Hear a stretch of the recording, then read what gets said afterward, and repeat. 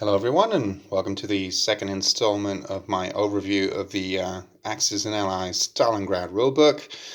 I've given it a good read.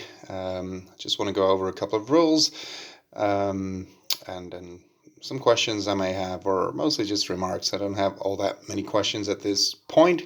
I'm sure that'll change when I actually receive the games and you have to actually see how it works in action. But for now, the rules actually look pretty good. Now we've come to page, actually I don't see any page numbers, but the page that starts off by how this game is different from other Axis and Allies games. I think it's a very nice addition to start a game with.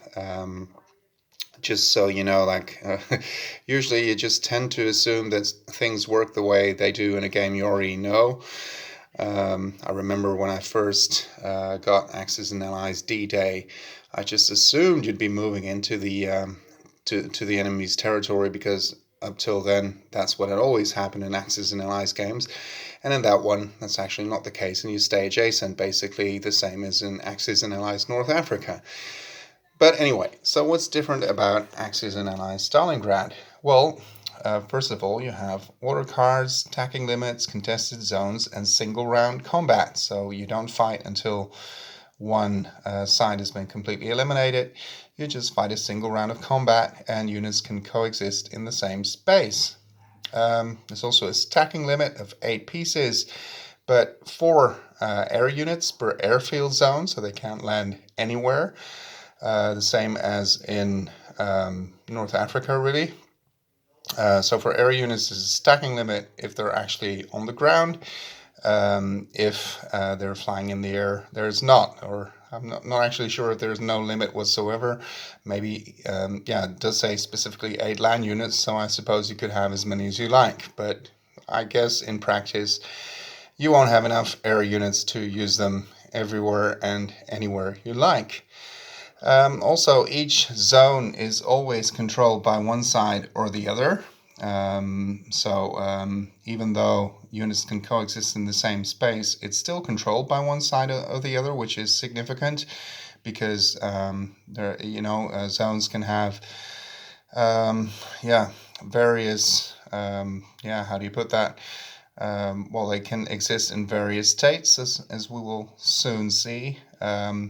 So what else? Also reinforcements, you don't usually buy them. They come from order cards and from collecting and spending reinforcement point certificates, it's basically just money. But the Allies have more freedom when it comes to that than the Germans do. The Germans save them up for Operation Winter Storm, and the Russians save them up for Operation Uranus, but in the meantime they can also spend them. That's what I basically just told you. And also mostly just infantry for the Axis, which is what they can get by means of those order cards, and the Allies can get them in other ways as well. The Germans can receive other units, but they save those up, as I said, for Operation Winter Storm. So that's what I just said. What I also like about this game is that there are, as I already mentioned in my previous video, that there are several ways to win this campaign. That is, there are 2 different scenarios, a longer one and a shorter one. Again, like Axis and Allies North Africa. Already went into a little bit more detail on that during my first video. And also what I like about this game, and is again similar to North Africa, is that you have various levels of victory. Each side can either get a total victory, a major victory, or a minor victory.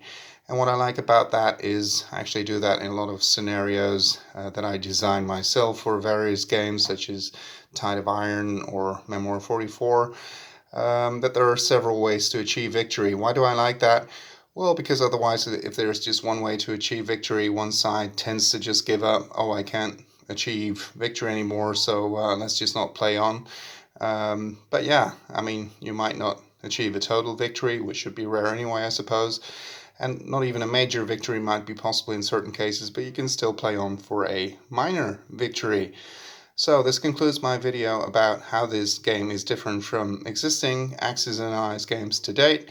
and how to win the campaign and the various victory conditions, and see you after the next video. Thank you for watching.